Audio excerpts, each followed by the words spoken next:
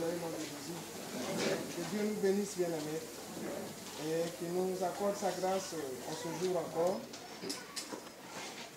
Qu'il nous fasse du bien, qu'il nous restaure selon vraiment nos besoins. Alléluia. Gloire à Jésus-Christ de Nazareth. Bien-aimé, la joie du Seigneur doit être ta joie. Alléluia. La joie du Seigneur doit être ta joie. Nous sommes enfants de Dieu, nous sommes des hommes nouveaux. Je me rends compte que beaucoup tiédissent dans leur foi parce qu'ils retournent à l'homme adamique. Alléluia. C'est ce que le Seigneur me donnait de comprendre. Quand tu restes dans le manteau de l'homme nouveau, il y a des éléments qui te caractérisent. Au fond même des épreuves que tu peux passer, il y a des éléments qui te caractérisent. La foi, l'obéissance, l'espérance et la joie de l'éternité. Alléluia. Est-ce que quelqu'un me suit? Parce que les gens vont à l'église, à un moment donné, ils se refroidissent. Ce n'est pas normal. C'est que tu es encore dans l'homme ancien. Et tu désires quelque chose que Dieu ne te donne pas certainement, donc tu es découragé. L'homme nouveau n'est pas dans ce genre de choses. Je vous ai dit qu'il y a deux royaumes, il y a deux visions, il y a deux mentalités, il y a deux vies, il y a deux destinées. Si tu as choisi la voie de Dieu, va jusqu'au bout. Alléluia. Je te dis la vérité en même temps. Mais si tu es avec le Seigneur, que tu veux autre chose de l'autre côté, bien-aimé, fais un choix. La vie chrétienne, c'est un choix. C'est une réalité. C'est quelque chose de manifeste et de palpable qui produit du fruit qu'on voit, qu'on apprécie et dont on se réjouit et dont on bénéficie véritablement. Tout à l'heure encore, le Seigneur me donnait de comprendre. Il me dit, regarde, il y a beaucoup qui ne sont pas là. D'habitude, quand on vient, on ne peut pas tenir là. Mais les gens sont tiers. Ils sont tiers parce qu'ils recherchent autre chose que Dieu. Bien-aimé, si tu dis que tu es avec Jésus, que tu recherches autre chose que lui, tu vas être très déçu. Parce que c'est en lui, par lui et pour lui que tu es et que tu peux avoir tout ce que tu veux. Amen. Alléluia. Amen. Donc, il ne faut pas confondre les choses. Quand on est avec le Seigneur, on est dans son royaume. Je vous ai dit, son royaume fonctionne selon lui, ses principes. Et dans ce royaume-là, quand tu as des besoins, tu fais part de tes besoins à Dieu. Philippiens 4, verset 6. C'est écrit dans ta loi, dans la loi que Dieu t'a donnée. Seigneur, j'ai besoin de telle chose. Et quand tu lui manifestes cela, ça ne veut pas dire que tant qu'il n'a pas fait, tu ne fais rien. Bien aimé, si tu veux faire ça là, la mort va te trouver là. Je te dis la vérité. Je ne vais même pas te caresser ce matin. Alléluia. J'ai dit la mort et la déception vont te trouver là. Dans ce royaume, ce qui marche, notre monnaie, c'est la foi. Alléluia. Bien aimé, arrêtez la distraction. Suivez, c'est ici que ça se passe. Regardez-moi. Ne regarde pas, je ne suis pas joli, mais regarde-moi parce que je te parle de la part de Dieu. Alléluia. La monnaie que nous avons, c'est la foi, bien-aimé. L'homme nouveau se nourrit de foi et d'espérance. Et bien aimé, au milieu de tout, même si tu traverses le désert, tu passes des épreuves, même si rien ne va, si tu sens en tant qu'homme nouveau que les choses sont bloquées, ce qui doit te réjouir, bien aimé, c'est l'éternité. Je dis c'est l'éternité. Bien qu'en levant les yeux pour voir l'éternité, au-delà de ces nuages, tu dois avoir la joie de Dieu en toi. Parce que ce que tu veux là, c'est pour la terre, ça va passer. Mais la gloire à venir, si tu as ce qu'il te faut maintenant et puis tu ne maîtrises pas, tu n'as pas cette assurance de la gloire à venir, mais tu es la personne la plus malheureuse sur la terre. Quand tu vas mourir, où tu vas aller? Alléluia. Bien aimé, c'est ça le plus important. Et pendant que le Seigneur me parlait, mon cœur était rempli de joie parce que j'ai dit au milieu de la gloire du monde, quel que soit ce qu'elle peut être, quel que soit l'éclat de cette gloire, la gloire à venir est incomparable, elle est éternelle. Amen. Alléluia.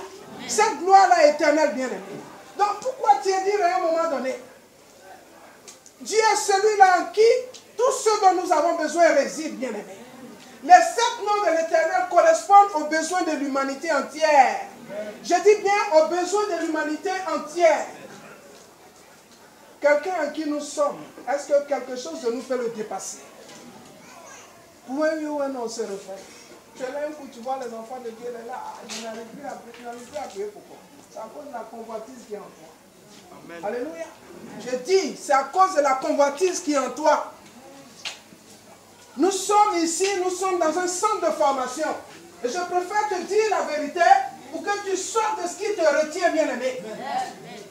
Nous sommes dans un cheminement, bien-aimé. Et Dieu a tracé un cheminement pour chacun de nous, bien-aimés. Au stade où tu es arrivé, je voudrais que tu te ranimes.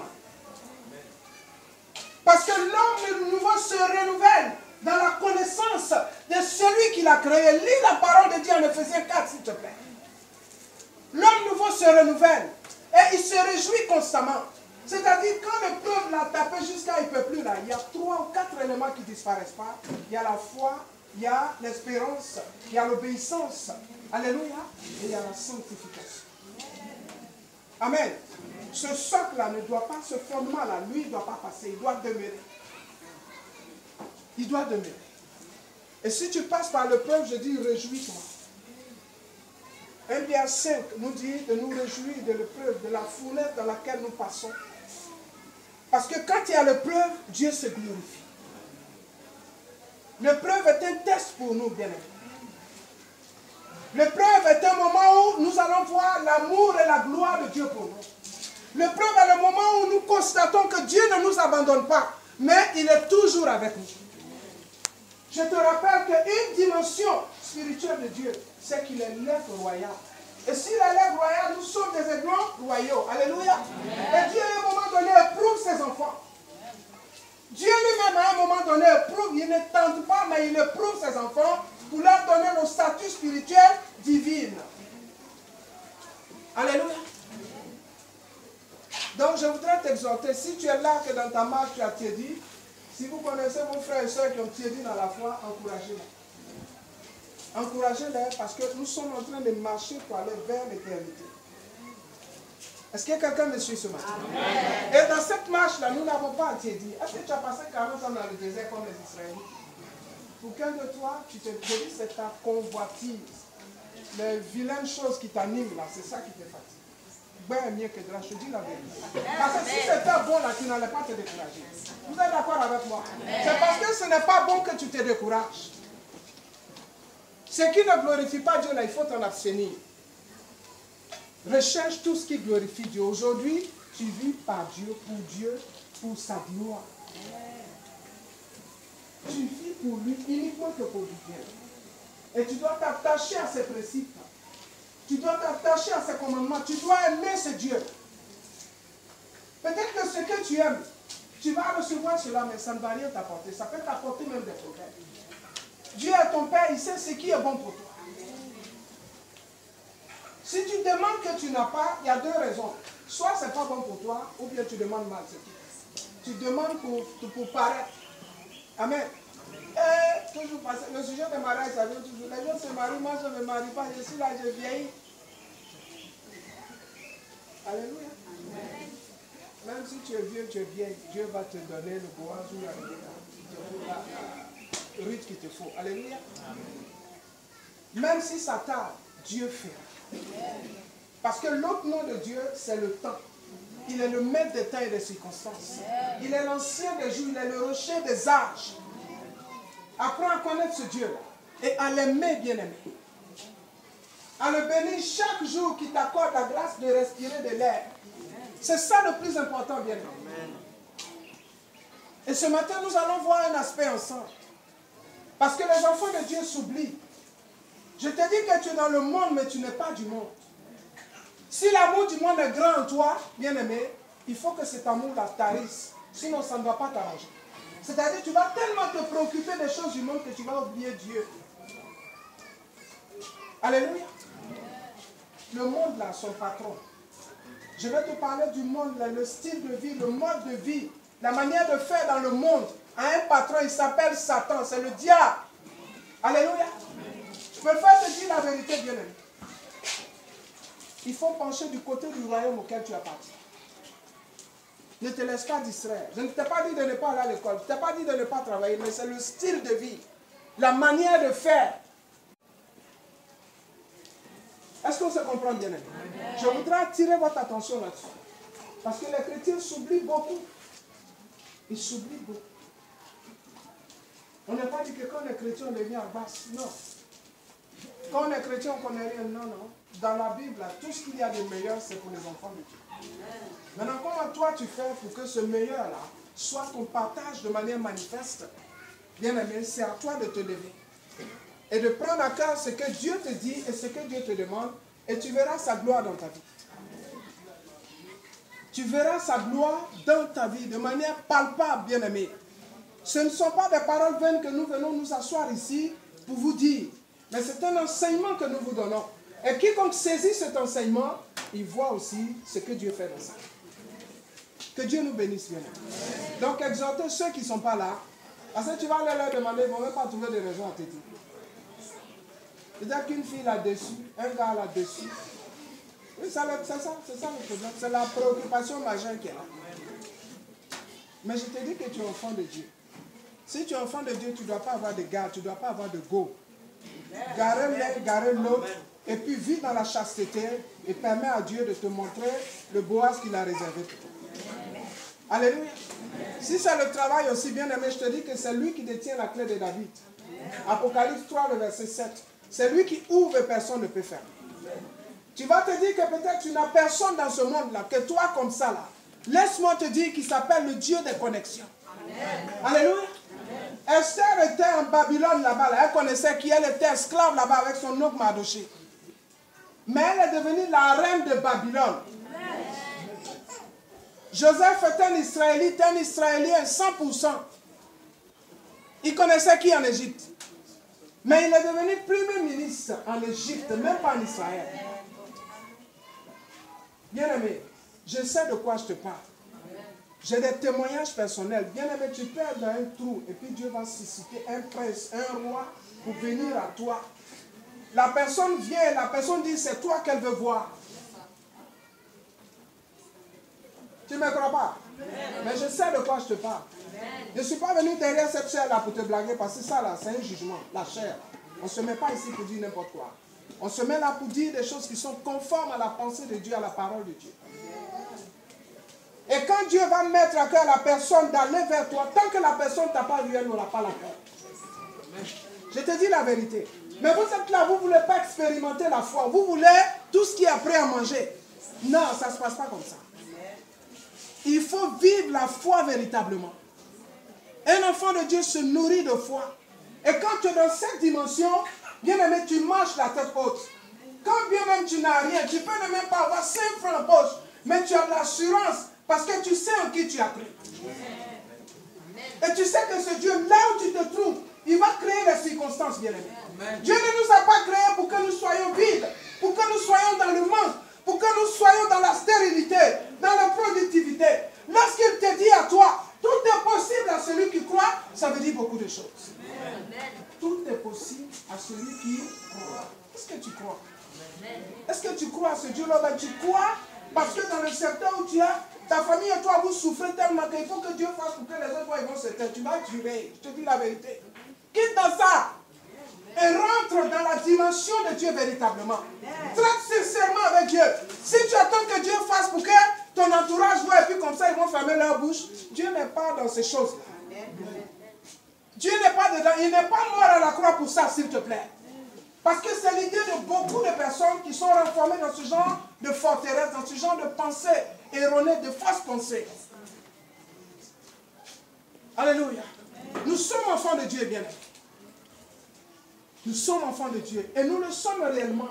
Et Jean nous dit en 1 Jean 3, ce que nous sommes n'a pas encore été manifesté. Mais lorsque cela sera, nous serons semblables à lui. Il y a de grandes promesses qui nous attendent. Réglons nos vies pour rentrer dans ces promesses-là, bien-aimés. Au lieu de rester là à vouloir satisfaire nos convoitises, Dieu n'est pas la source de la convoitise, bien-aimés. Il est la source de tout bien. Il n'est pas la source de la convoitise. Dieu n'est pas dans notre convoitise. Si bien que quand nous demandons, nous ne demandons pas pour sa gloire. Il ne peut pas nous exaucer.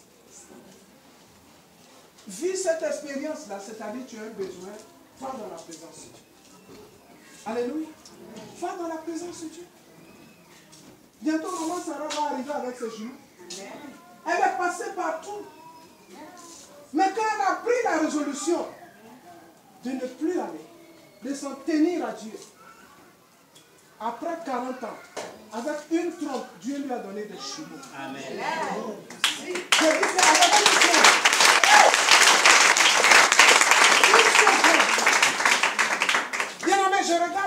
là et je ne fais que bénir le Seigneur. C'est extraordinaire. C'est les serviteurs de Dieu que Dieu a mis dans son sein. Parce qu'elle a tout abandonné. Elle dit, Seigneur, toi et moi. Bien-aimé, Dieu est extraordinaire. Avant que la femme ne prenne cette grossesse, Dieu a donné des signes. Il lui a dit, pour que tu saches que tu auras des enfants, voici ce qui va se passer avant que tu prennes la grossesse. Je viens dimanche comme ça, on était au culte ensemble. Voici le prophète. Elle était assise à côté de moi, je me suis levé et elle a frappé son ventre. C'était l'un des signes manifestes. Le Seigneur lui a dit qu'elle va avoir très mal au ventre. Et elle gémissait. Alléluia. Après ça, nous on s'est tués. Elle était enceinte, elle ne savait même pas. Son mari lui a dit, tu es enceinte. Le temps qu'elle voit le médecin, elle avait 4 mois de grossesse.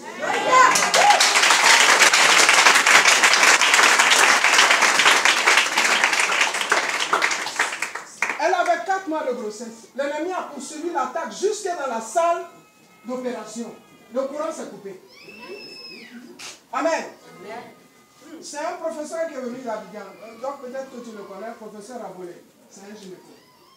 Alléluia. Dieu a placé tout ce qu'il faut pour que cette femme-là enfante. On dit non, c'est Kaleba, c'est l'ami. On a fait des photos. Tellement il y a ennemi. Si elle était à la couche, on va dire non, elle a volé l'enfant là-bas. Et si la personne chez qui elle devait rester pour accoucher au dernier moment, le mari de la personne dit non, je parle pour que tu saches qui est ce Dieu. Je parle pour que tu saches qui il est, bien-aimé. Le mari de la femme a dit non, je ne veux pas qu'elle vienne accoucher là-bas. Tout ça, c'était le cheminement de Dieu. Pour ne pas qu'elle reste à Abidjan. Parce que si elle reste là-bas, on va dire, elle est partie acheter un enfant là-bas.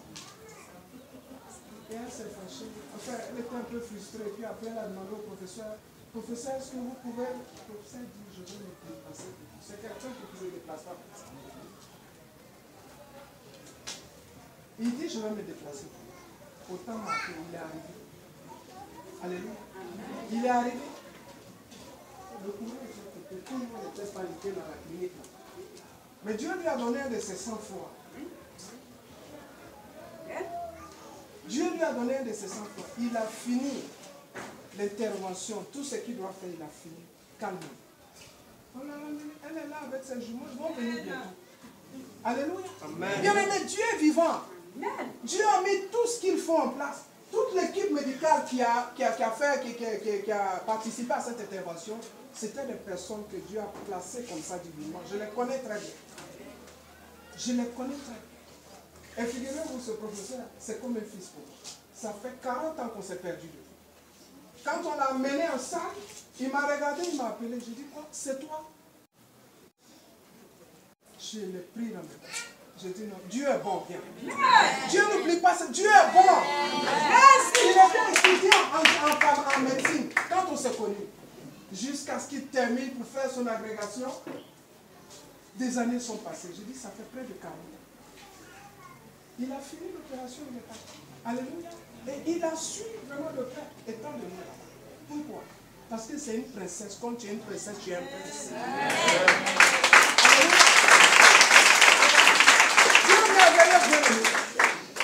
Aujourd'hui, elle ne pleure plus. Ce sont les gens qui viennent la voir et puis ils pleurent et puis elle les conseille. Elle dit c'est Jésus. Quand ils pleurent, elle dit c'est Jésus. Alléluia. Les gens me sont dit, ils pleurent. Je suis là-bas tout le temps. Elle a dit, maman, il y a une dame, elle est en train de pleurer. Elle lui a dit, je ne te dis pas de quitter ma communauté, mais viens expérimenter un peu Jésus. Elle est devenue évangéliste. Comme la Samaritaine. Alléluia. Est-ce que ça fait du bien à quelqu'un ce matin?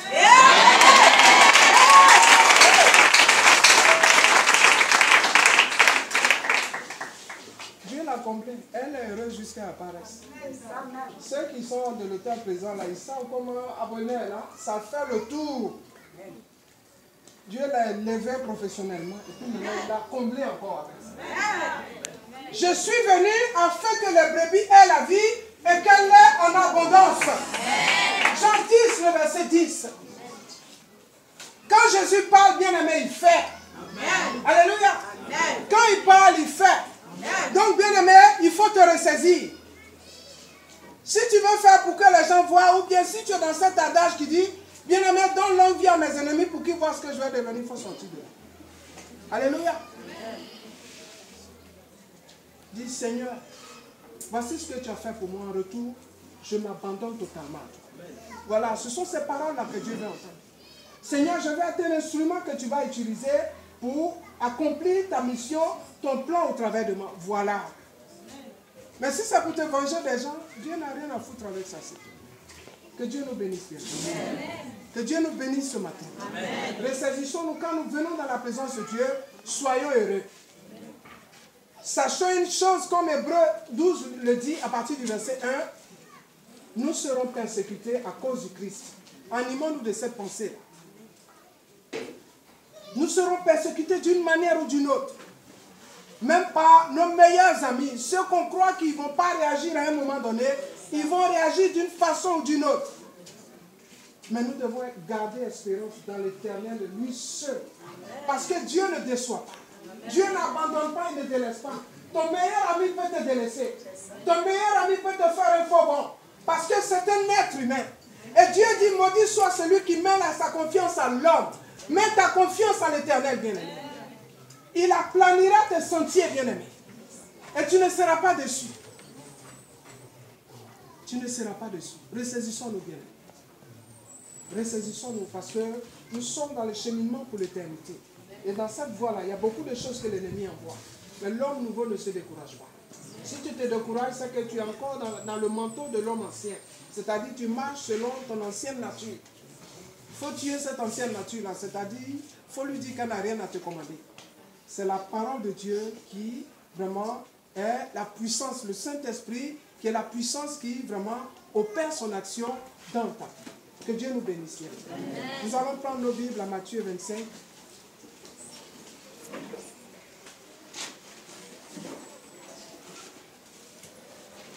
Matthieu 25, je lis à partir du verset 14. Je lis à partir du verset 14. Il en sera comme d'un homme qui, partant pour un voyage, appela ses serviteurs et leur remit ses biens. Il donna 5 talents à l'un, 2 à l'autre et 1 au troisième, à chacun selon sa capacité. Et il partit. Aussitôt, celui qui avait reçu les 5 talents s'en alla, les fit valoir et il gagna 5 autres talents. De même, celui qui avait reçu les 2 talents en gagna 2 autres. Celui qui n'en avait reçu qu'un alla faire un creux dans la terre et cacha l'argent de son maître. Longtemps après, le maître de ses serviteurs revint et leur fit rendre compte. Celui qui avait reçu les 5 talents s'approcha, en apporta 5 autres talents et il dit, « Seigneur, tu m'as remis 5 talents, voici j'en ai gagné 5 autres. » Son maître lui dit, « C'est bien, bon et fidèle serviteur, tu as été fidèle en peu de choses. Je te confierai beaucoup, entre dans la joie de ton maître. » Celui qui avait reçu les 2 talents s'approcha aussi et il dit, « Seigneur, tu m'as remis 2 talents, voici j'en ai gagné 2 autres. » Son maître lui dit, « C'est bien, bon et fidèle serviteur, tu as été fidèle en peu de choses, je te confierai beaucoup, entre dans la joie de ton maître. » Celui qui n'avait reçu qu'un talent s'approcha ensuite et dit, « Seigneur, je savais que tu es un homme dur, qui moissonne où tu n'as pas semé et qui amasse où tu n'as pas vanné. J'ai eu peur et je suis allé cacher ton talent dans la terre. Voici, prends ce qui est à toi. » Son maître lui répondit, « Serviteur méchant et paresseux, tu savais que je moissonne où je n'ai pas semé et que j'amasse où je n'ai pas vanné. Il te fallait donc remettre mon argent au banquier et à mon retour, j'aurais retiré ce qui est à moi avec un intérêt. Ôtez-lui donc le talent et donnez-le à celui qui a les 10 talents. Car on donnera à celui qui en a et il sera dans l'abondance, mais celui qui n'a pas, mais à celui qui n'a pas, on ôtera même ce qu'il a. Et le serviteur inutile, jetez-le dans les ténèbres du dehors, où il y aura des grincements de dents, où il y aura des pleurs et des grincements de dents. » Alléluia. Que Dieu nous bénisse bien aimés. Donc voici ce que nous avons à partager ce matin comme exhortation. C'est la parabole des talents ou la parabole des mines, ou dans certaines Bibles encore c'est écrit la parabole des 3 serviteurs. Bien-aimés, ici, il est question de Jésus. Nous avons fêté la Pâque il n'y a pas longtemps. Mais Jésus est venu il y a 2015 ans de cela. Quand il est venu, il a donné des grâces. Il a donné des dons à ses enfants, aux chrétiens, aux croyants en Christ. Il a donné des dons spirituels. Il a accordé des grâces. Il a donné des biens aux chrétiens pour qu'ils puissent travailler, pour qu'ils puissent fructifier cela, de sorte que, à la fin des temps, lorsque Christ va revenir, que chacun puisse être appelé à rendre compte à notre Maître, le Seigneur Jésus-Christ de Nazareth. Alléluia. Et cette parabole vient pour nous édifier, bien-aimés. Elle vient pour nous édifier parce que nous avons reçu quelque chose, mais très souvent, nous nous asseyons sur nos grâces. Chaque enfant de Dieu est doté d'au moins un talent, a au moins un don spirituel. Chaque enfant de Dieu est appelé à faire quelque chose dans la maison de Dieu. C'est pourquoi quand tu es converti, quand tu as accepté le Seigneur, il faut passer par les eaux du baptême. Il faut te faire baptiser. J'ai un souci, c'est par rapport aux personnes qui sont converties et qui disent non, j'attends, je ne suis pas encore prêt pour le baptême. Tu as quel problème? Tu as quel problème? C'est quel crédit qui est au dehors là-bas que la mort de Jésus n'a pas encore payé? Pour que tu dises non, tu n'es pas encore prêt parce que tu gères des troubadours, c'est ça? Tu gères des situations troubles encore, donc tu n'es pas prêt. Ce qu'il est venu faire pour toi là par rapport à ce que tu dois laisser là, s'il ouvre tes yeux pour que tu vois, je crois qu'on ne va pas te demander pardon. Mais n'attends pas qu'on ouvre tes yeux d'abord. Donc si tu es là, que tu es convaincu de Jésus, tu sais qu'il a payé le prix pour toi, il est venu mourir pour tes péchés. Il est venu t'accorder le salut. Si tu es convaincu, bien-aimé, prends des cours de baptême, passe par les eaux du baptême, et bien-aimé, deviens un membre actif de l'Église, afin qu'on te confie quelque chose à faire.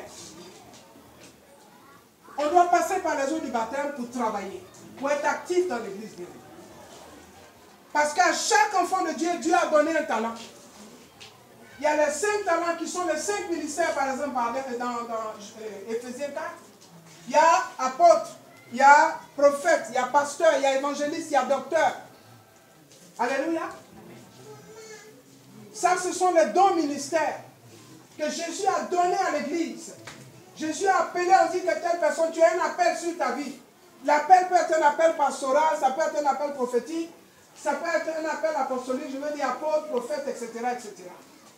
Et à côté de cela, lorsque nous partons en 1 Corinthiens 12, la Bible nous parle de dons spirituels. Il y a 9 dons spirituels. Amen. Il faut lire la parole de Dieu. Dieu a doté chacun de nous d'un don, au moins. Il y a des personnes qui sont là, lorsque nous lisons en Romains 12, que Dieu a doté de dons de libéralité, par exemple. C'est des gens, Dieu les bénit pour qu'ils soutiennent son œuvre. C'est écrit dans la Bible. Ils sont là, ils ont à cœur de soutenir l'œuvre de Dieu. C'est un don également qu'ils ont reçu de Dieu. Bien. Il y a des gens, ils sont là, ils sont appelés à se tenir à la brèche. On les appelle les sentinelles de l'Éternel. Ce sont des intercesseurs. C'est des gens, quand ils crient à Dieu, le ciel est ouvert favorablement. Alléluia. Dieu a doté chaque enfant de Dieu d'un don spirituel, d'un talent bien-aimé. Et ce talent, tu dois l'exercer. Tu ne dois pas prendre ça pour t'asseoir. Et parmi ceux qui sont appelés, je voudrais t'exhorter. Si Dieu t'a appelé, qu'on t'a dit, toi, voilà ce que Dieu veut faire avec toi. Dieu va tellement se glorifier par toi. Bien-aimé, que ce soit pour le ministère, que ce soit pour les dons spirituels, je veux dire que nous n'avons pas à nous enorgueillir. Parce que ça ne nous appartient pas. C'est un don que nous avons reçu. Ce n'est pas un salaire pour dire que tu mérites cela. Le don, c'est un cadeau. Un cadeau, on ne le mérite pas. Alléluia. C'est un don qu'on nous a accordé pour pouvoir édifier l'Église. Donc on n'a pas à chercher à s'enorgueillir ou bien à vouloir vraiment, comme on appelle, impressionner une assemblée quand on doit prêcher. Alors aujourd'hui, là, je vais le tuer. Non, on n'est pas là pour ça, bien aimé. Tu viens, tu apportes la pensée de Dieu et Dieu se saisit de toi comme un canard pour faire ce qu'il a à faire. Un point très, c'est tout. Alléluia. Tu te mets dans les conditions qu'il faut pour que tu sois un canal que Dieu va utiliser pour se glorifier. Ça, c'est pour ceux qui sont appelés au ministère. Ceux qui sont appelés à manifester les dons prophétiques. Parce que ceux qui sont appelés au ministère, les serviteurs de Dieu, ils sont dotés de dons spirituels, en plus de l'appel de Jésus. Alléluia. Donc l'évangéliste peut manifester des paroles de connaissance. Il peut manifester, comme on appelle, la parole de sagesse, etc. etc. Tu me suis bien.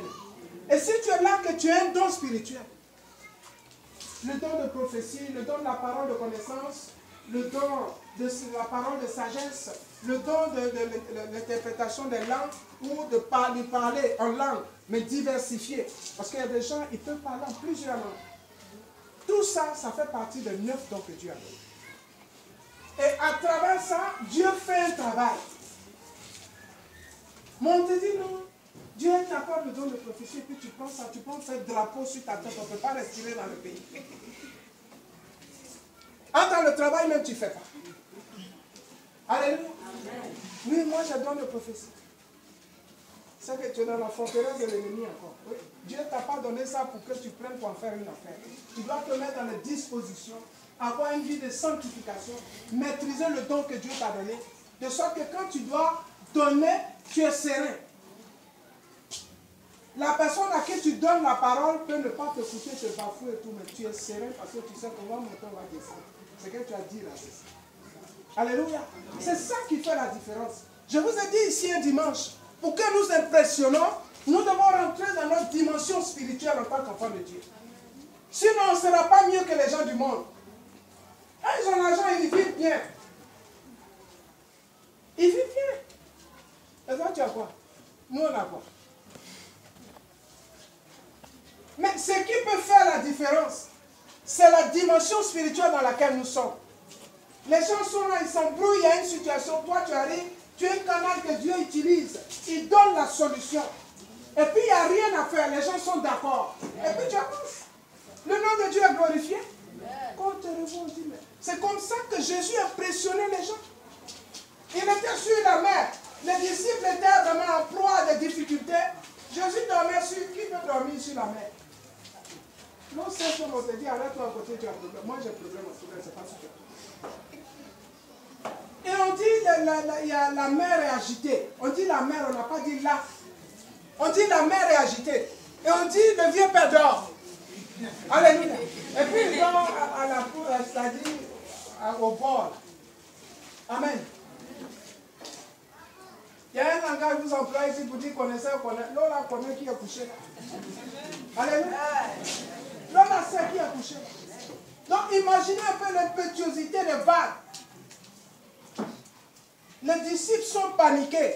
Au point que tout ce qu'ils trouvent là, ils prennent pour renverser l'eau là qui est dans la pirogue là. Rien de ça. Alléluia. Autant marqué, quand Jésus s'est levé, il dit silence. Alléluia. Il n'a pas poussé un tchaï terrible, il dit silence. La Bible dit quoi? La mer s'est cachée. Bien aimé, ce don-là, il nous a communiqué ça. Je te dis la vérité. Il nous a communiqué ce don. Nous avons autorité sur la création au nom de Jésus. Parce qu'il est le oui et la même de la création. Nous avons autorité, bien aimé. Il y a un serviteur de Dieu au Nigeria qui commençait son ministère et il y a un endroit où il voulait faire son ministère.